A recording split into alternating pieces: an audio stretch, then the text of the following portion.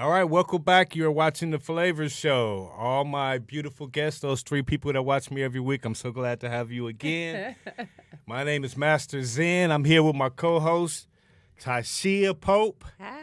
And we have a very, very special guest in the place today, the Honorable Cynthia Miller, judge extraordinaire, somebody who I've known for a little while now, Wow. I can say, yes, Yes, So years. it's NAACP, is that where I met you? Yes, The indeed. youth committee? Yes, indeed. And now we're well out of the youth range, but still standing here. So how you doing today, Judge? I'm doing great. Thank you so much for having me. I appreciate both of you for having me here today. Yes, for sure. Appreciate And you. Black will be here whenever Black comes, but we're gonna just gonna keep this going. So glad to have you here. I know you're doing a lot of things in the city and have been for a long time. So I mean, those three people watching, they just might not know. So I'm just gonna give you an opportunity to tell what's going on, what you Wonderful. have doing in your courtroom, and all the other things that you're. Go right ahead. All right. Well, first of all, I just want to thank you all again for having me join you here Our today. pleasure. I love the studio. This is so cool. And to folks out there in the podcast land who may be watching today, I would just want to tell you a little bit about me. I've been serving you at the 36th District Court since 2006. It's been almost 13 years now. It Wow. seems amazing. It's flown by. I am currently on the felony docket, so I hear the felonies at the preliminary exam stage, and then I also take pleas on felonies. I don't do Okay. the sentencing; those go over to the Third Circuit Court. Okay. But we do take the pleas now at the 36th District Court. And in the time that I've been on the court, the most exciting thing that I've been involved in is I am one of the founders, and I'm currently the presiding judge of the 36th District Court's Homeless Court program. Okay. Ooh. And it's called Street Outreach Court Detroit. Mhm. Street Outreach Court Detroit has a website. It's www.streetdemocracy.org/SOCD for Street Outreach Court Detroit. This program is exciting, and it always makes me thrilled to talk about it because we've been able to, in the time we've been existing, which was since 2012, we've been able to put 97% of our folks, 6 months after graduation, 97% of them are still in stable housing, 91% are still in stable jobs. None of them go back and commit new misdemeanors or felonies, so they're completely turning their lives around. All right. That recidivism rate of 0% is Right. the lowest I've ever heard of for any For sure. specialty court program anywhere. And 3 years later, those numbers hold up. 3 years later, our recidivism rate is only at 10%. Okay. And the average specialty court program in the state is about 30, 40, 50%. Wow, that's pretty So good. it's a huge, huge difference. So And- can you explain that a little bit for those who might not, Absolutely. Sure. Yeah, so when we're talking about recidivism, we're talking about people who go back and And reoffend. They Right. commit new misdemeanors. And misdemeanors are things like, the criminal misdemeanors are things like driving while intoxicated, having marijuana on you, entering somebody's house without the owner's permission, being drunk in public, of course, domestic violence, things of that nature as well. But also, the felonies, of course, are your higher level offenses that we always see on TV: rape, Sure. robbery, murder, carjacking, kidnapping, all of that. So our folks aren't doing that. You know, they're becoming self-sufficient, and they're becoming citizens who are Productive contributing to citizens. society again, which is okay. what we want. You know, That's right. and what is wonderful is that in this program, we have a lot of partners. We have Wayne County Sheriff, Wayne County Prosecutor, the City of Detroit Law Department, the City Okay. of Detroit Parking Department, a lot of different people who are partners in this program from the government end, and then also from the community in Capuchin Soup Kitchen, St. Leo Soup Kitchen, Neighborhood Legal Services, Volunteers of America, Share House, etc. Okay. And it was founded by the team from the court with me, as well as Street Democracy and Detroit Action Commonwealth. And what's cool about Detroit Action Commonwealth is that that is an organization that's comprised of people who were homeless or are homeless at this time. Okay. And they're the ones that led the charge back in about 10 or so, the Ban the Box, where they were talking about, the city of Detroit needing to remove that box off their job application forms that said, do you have a prior conviction? For sure. Exactly. For sure. And they were successful with that. So they're a serious community advocacy group, and I'm just really honored to work with them on this program. So I have a question. I currently am in school working on my master's in clinical mental health. Wonderful. So a lot of the things that we're going to is conditioning the person to find out what the problem, the cause, result is, and helping them fix that. Yep. Are there programs in place to help these people in that regard, or Absolutely. they're just doing it basically on their own, just realizing, hey, enough is enough. It's time for me to change my footing, being around positive. Great question. First off, and best wishes in your program. Thank you. I'm proud of you. I'm a former social worker, so I definitely know and get it. Let me tell you, what happens is the community service agencies assign a case manager. Okay. So the person comes in, let's just say it's me, right? I walk in the door and I'm drug addicted, alcohol addicted. I have no home of my own. My children have been separated from me because of my addiction problems, and I'm basically couch surfing. I stay at mom's house tonight, Bay's house the next night, auntie's house the next night, back to Bay's house or whatever, right? And so that's the type of typical situation we might see. When I come in with those problems, the agencies develop what we call an action plan.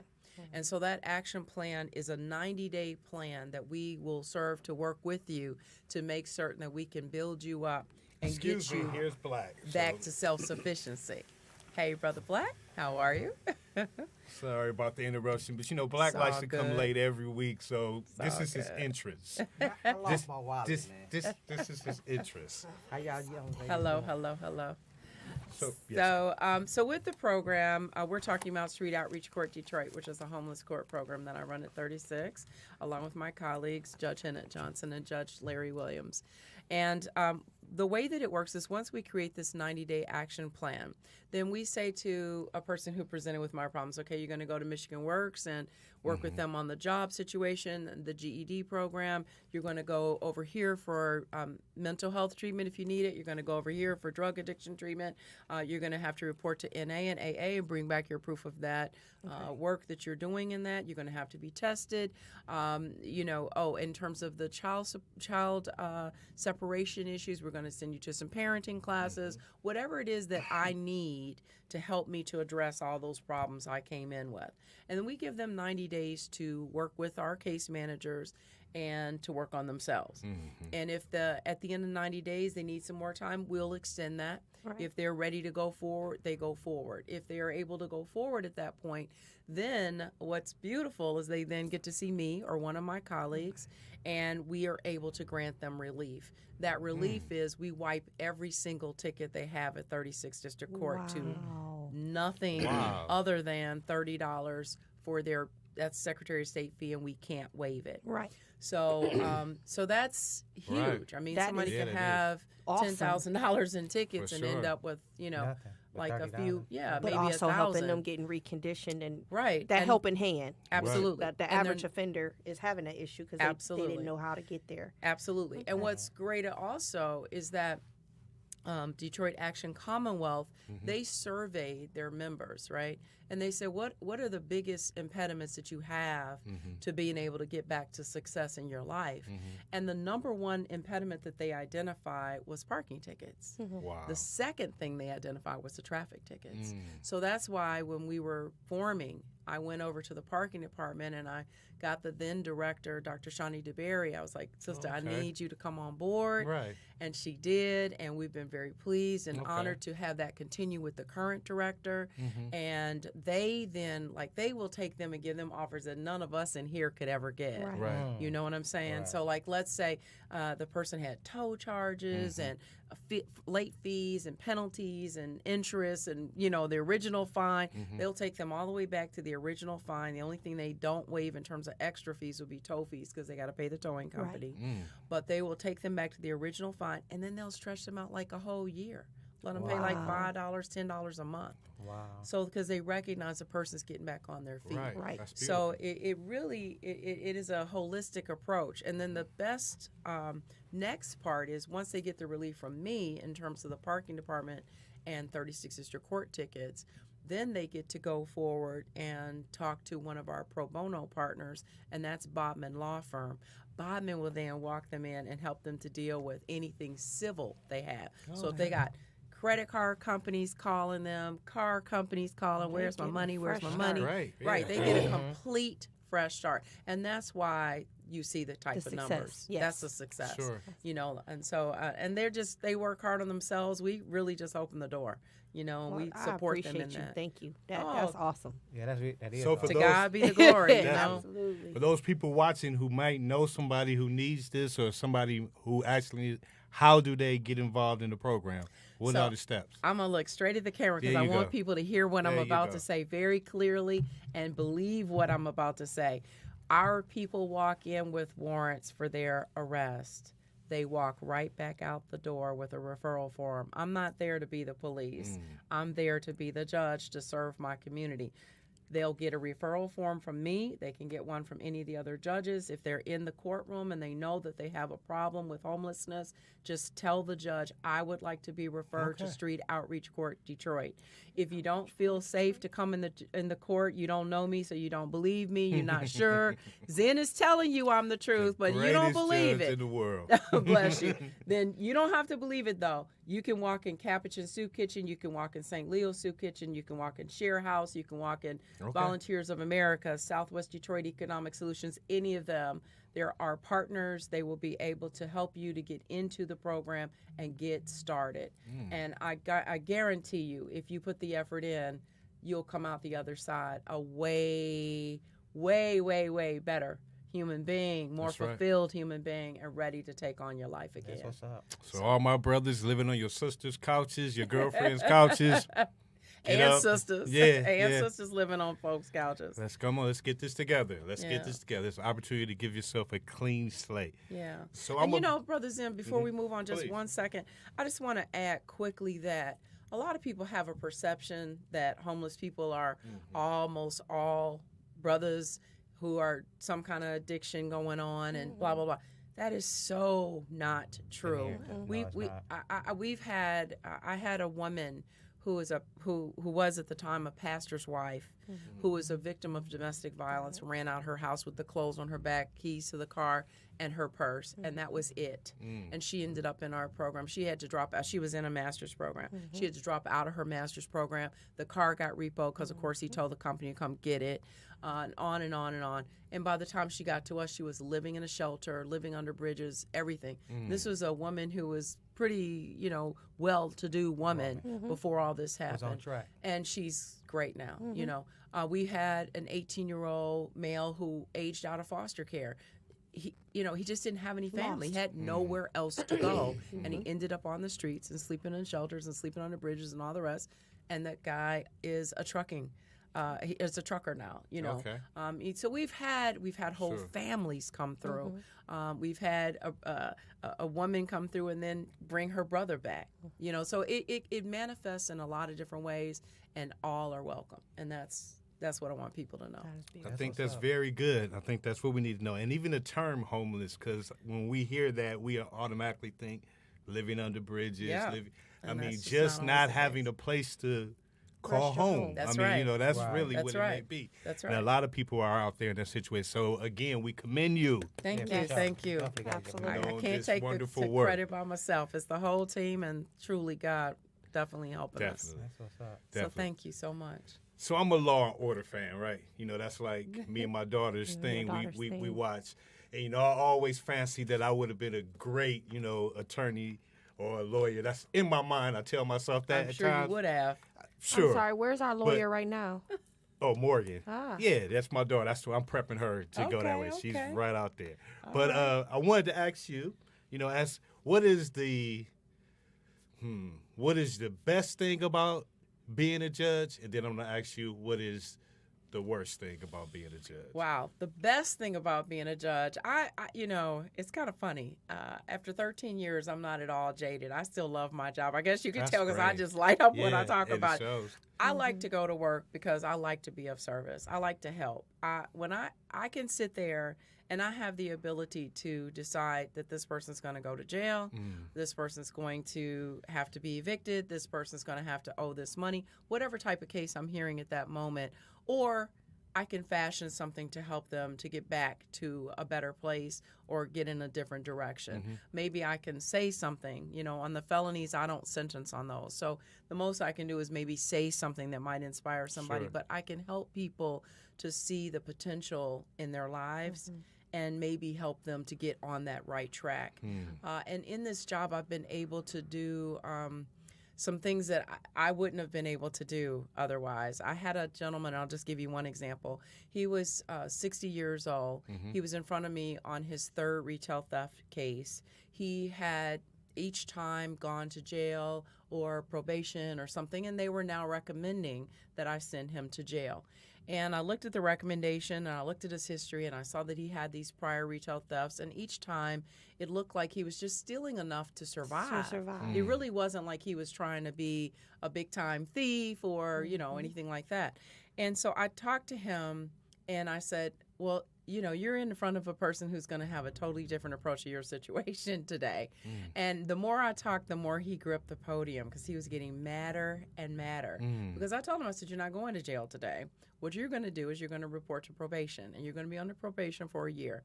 And during that time, you have to go to Michigan Works for employment. You have to go here for housing. You have to go here for da-da-da. You got to go this or get clean and sober. And then I told him, you have to report back to me every 3 months so I can see what's going on.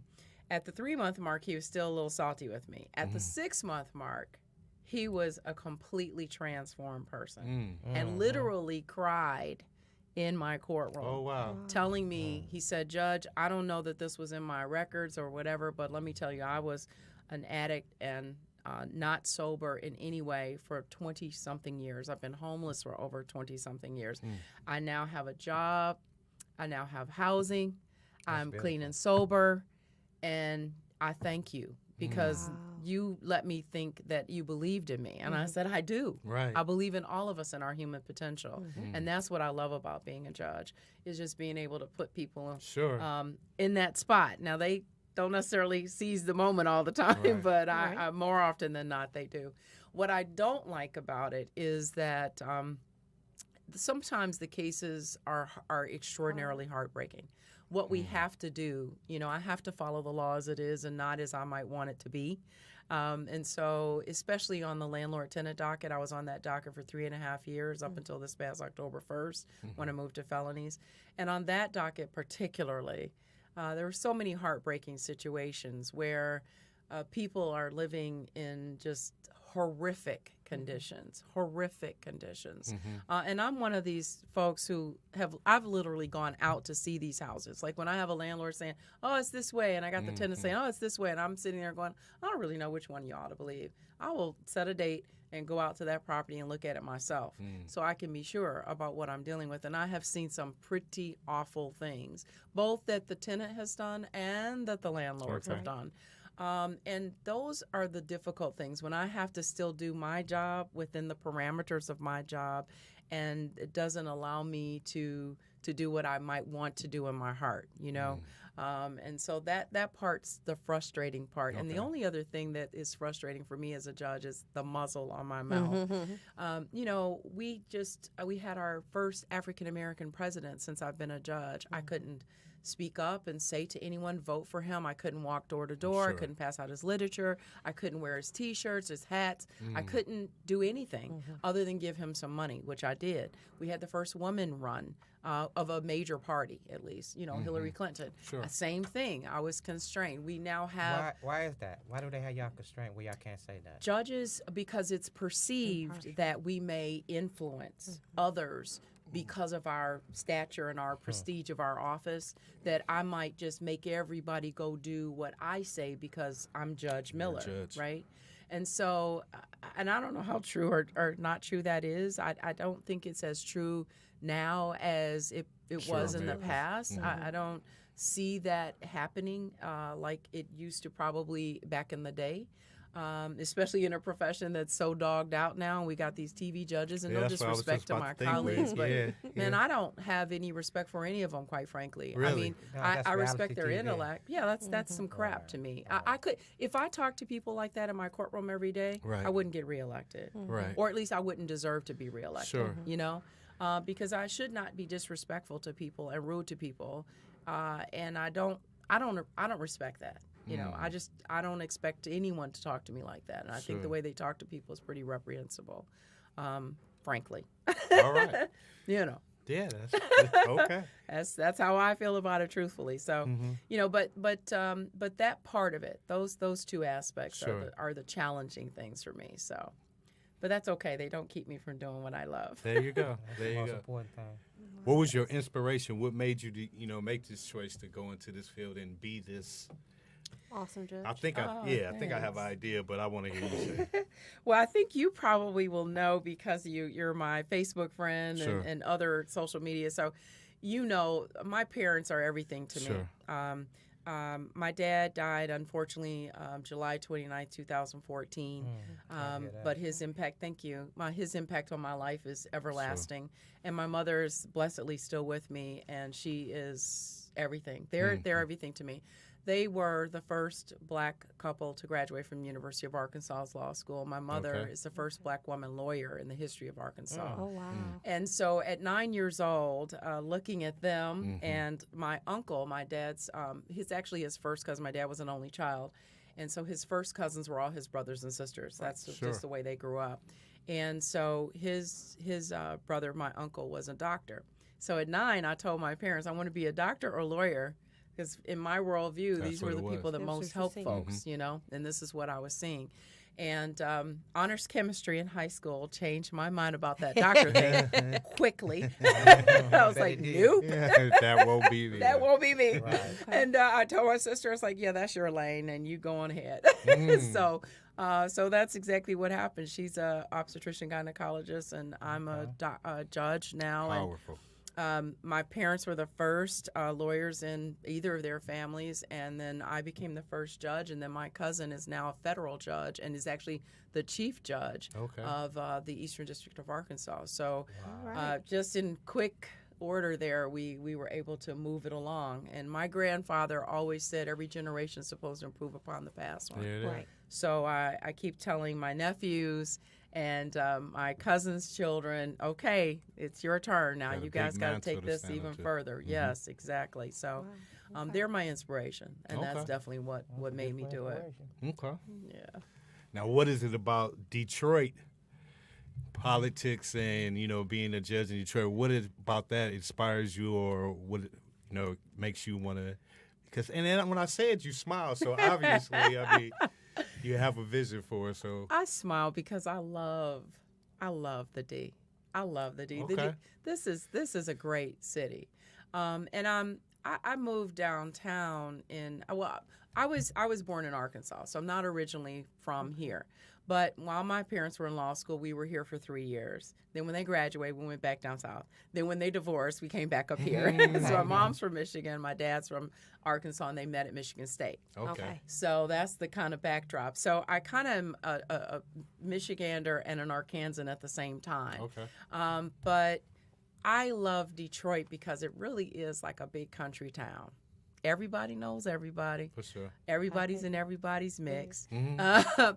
This is a town, though, that also is very forward moving right now.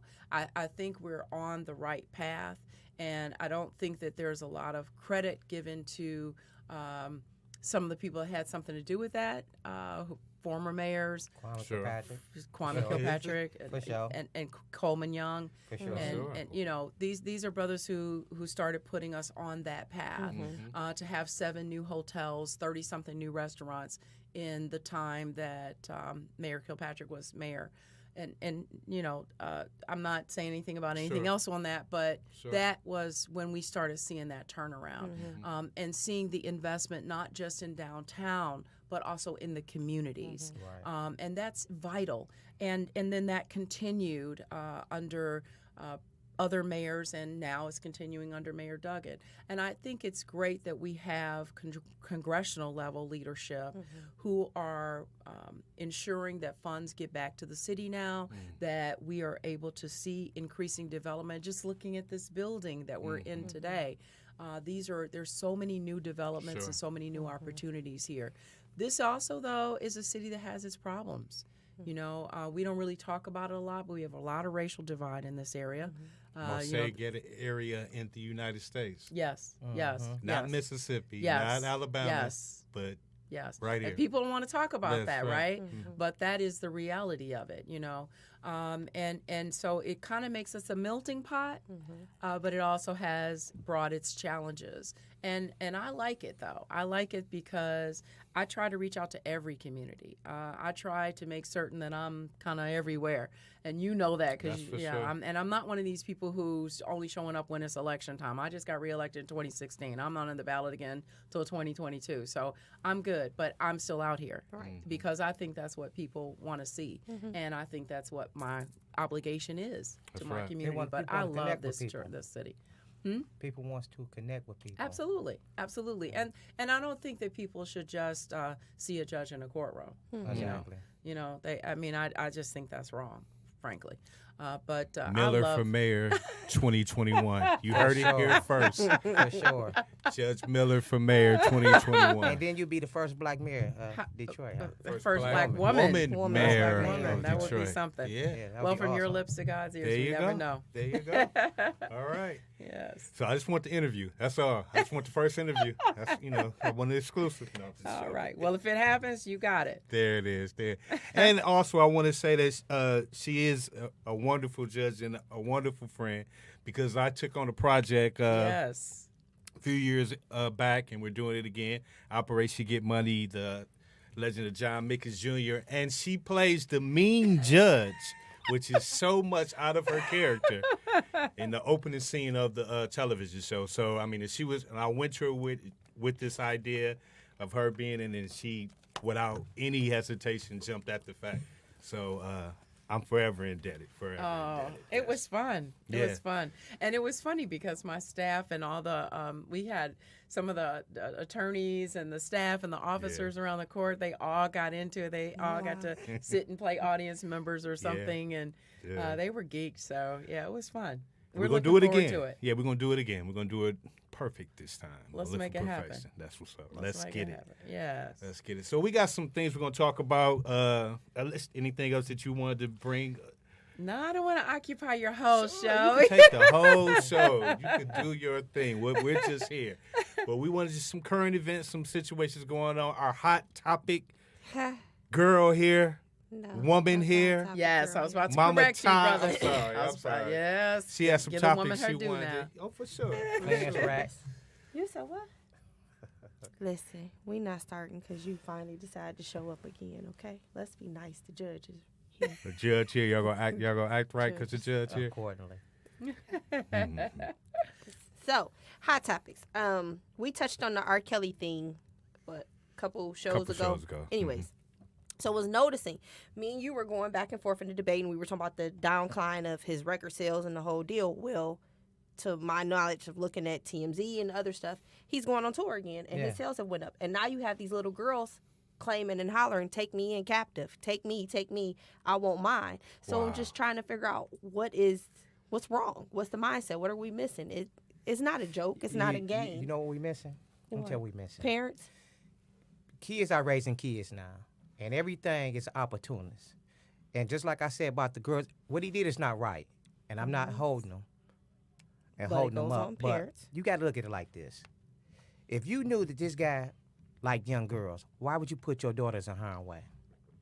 There's no way my daughter, I don't care how many songs he sing, how many hit records he got, you're not seeing my daughter by herself. She's not coming to your concert. She's not even going to listen to your music. But it's an opportunist. They see that, okay, he have a weakness. The mother see we can get money. There you go. And when they don't pay their parents anymore and the kids become of age, now it's That's rape. a problem. he molested my daughter. He did this to my daughter. And like what the ladies came out with the movie, the documentary, I would have been for it and supported them if they went to CNN. They went to reality TV, which is Lifetime. So that shows me this here. You're not trying to solve the problem. You're trying to get paid for the problem. Even more so because they are now on tour as well. The people who are considered the victims, they're going around. Yeah, I saw it. Facebook tells you the truth. And, it's the same thing that happened this weekend with Bow Wow. The girl beat Bow Wow up. All the guys, oh man, he should have did this to her. No, he didn't. That was the smartest thing he ever did was stand his hands down. Because if he would have put his hands on her, it would have been a Chris Brown situation. For sure. And the little career that he did have would have been over. But now, by him being a man and saying, hey, I can beat you anytime, but I'm going to beat you mentally. You want to put your hands on me? I'm not even going to touch you. Get it off. Get everything you got on you that you mad at. Scratch me, bite me, kick me. Just don't kill me. I'm not going to put my hands on you. I'm going to keep my career going. So I hadn't heard about that. Yeah. What happened with Bow Wow? Well, Bow Wow. Bow Wow was dating a girl. Was it the reality TV show Girl? And he went on And boot camp. They Back and forth. Yeah, counseling. right. And I guess that they was, behind TV, was trying to make it work out. Okay. They went to his penthouse, and they got into a fight. So when the police came, they arrested both. They arrested both of them because they didn't know who was the aggressor. But everybody was there said, hey, he didn't even touch her. He just stood right there, let him beat her up. And she scratched them all up, beat them all up. Oh, gosh. And when they put the picture on, everybody, clowned him. Oh, he let the girl beat him up. But if he would have touched her, For sure. it would have been a whole been situation bigger. like Chris Brown with Yeah. Rihanna. And these situations are troubling to me. Truly, I have to weigh in here because the whole R. Kelly situation, like I don't in any way condone anything that he's done, if he did anything to any of these women. There's a lot of them that are saying things I don't know, and at the end of the day, the man has walked out of 2 courtrooms. Now, That's right. So you are innocent still in this country until you've been proven innocent.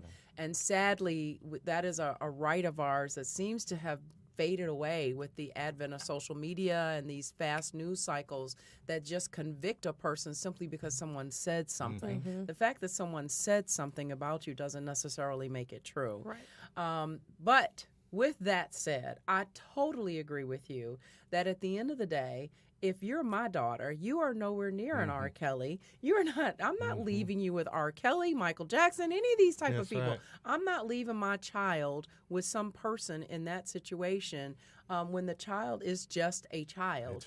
And I am ultimately responsible for that person. Exactly. And I will tell you, my dad, we owned a club down south in Memphis, and when we had a lot of different rap acts come through the club, and I'll never forget when Digital Underground came, and this is before Tupac became huge. Tupac was just touring with them and doing different stuff with them, but Digital Underground at the time was huge, and parents, women, were lined up at the door with their young girls to meet these guys, and I'll never forget it because contrary to some of the other acts who shall remain nameless, those guys, to a person, all the way, every last one of them was like, your kid is like 14. Well, how old is she? Isn't she like 14? What are you doing? Right. I mean, so they push back on these mothers, and I'll give those brothers credit till I die because of that. Wow. But guess how many probably don't and didn't and don't today.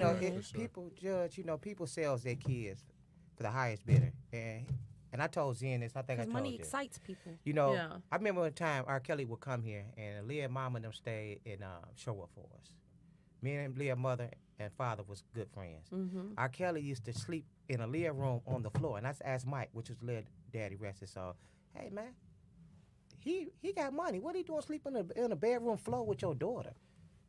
But he didn't have a voice because Diane had all the money. He was working at a shelter, so he really didn't have a say so, even though that was his daughter. Right there, to me, said, well, you giving him the right to your daughter. Yeah, so again, what you just said, money is, everybody's out to try to find a dollar. And unfortunately, children are used as pawns. I can't understand it. Being the father of 2 children, I couldn't see that ever being me doing that. But again, some people would take the money over everything. So we got to, But let me tell you, it's even bigger than that, Zen, because it's definitely money for sure when it comes to people like the R. Kellys of the world. But you've got a whole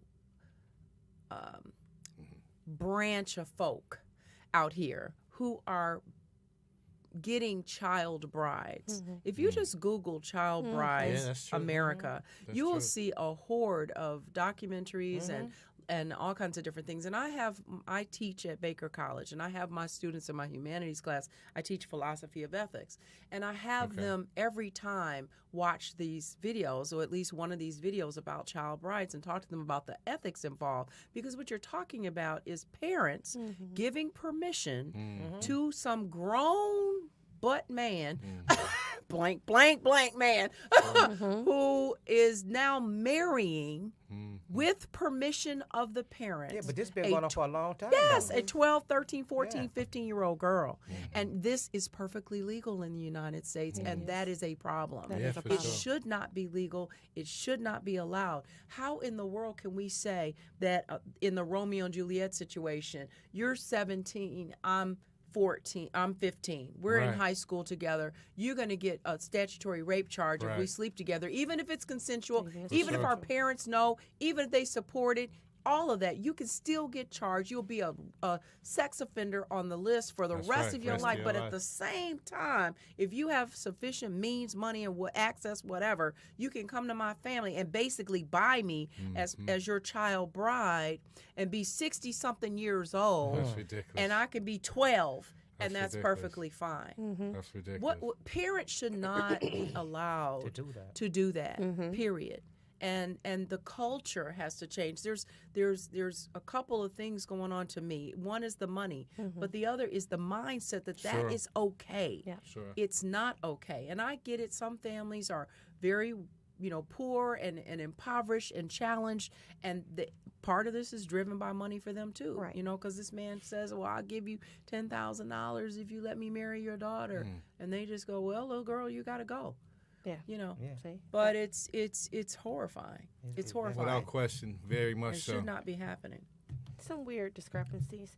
But the other hot topic was was it B. Smith?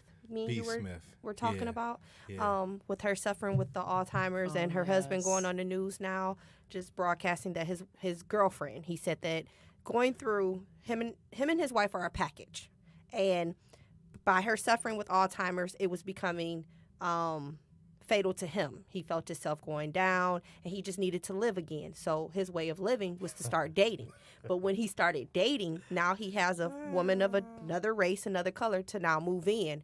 And he's on the news, like, this is my girlfriend, and he's making it public. So everybody's going back and forth about it, because the problem is if you were going to have a girlfriend, then do it. Be quiet with it. But don't go on the news and TV and talk shows with your girlfriend and bring her in the house and say, hey, we're a family, we're taking care. She was actually, was she the nurse or something for She B. was Smith? not the nurse. Oh, she was. They tried to highlight it like that, but Oh, she's okay. not the nurse. He went out and He got just her. brought her. Yes, brought her. he went and got her. He So went now got they're her. making business deals together. And then when they put her on, she's like, oh, yeah, well, I couldn't imagine a day without being around B. We're family. Okay. But, yeah, so.